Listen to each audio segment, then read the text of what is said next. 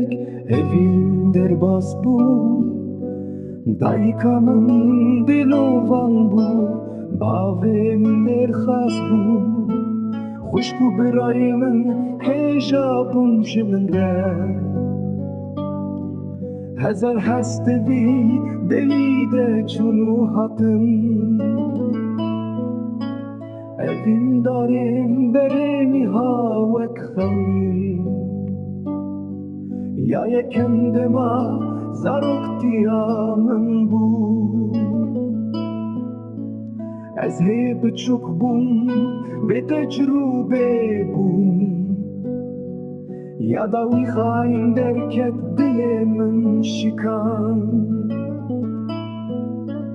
Hêviyên min dizîn û bi ware çûn. Zaroktî wek xewneke şîrîn bû. Ciwanî azad bû wek balindeyekê. Firya û çû li asîmanan winda bû.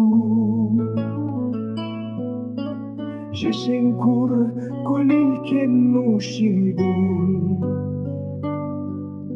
Ji nav xweliya dilan gulve bûn.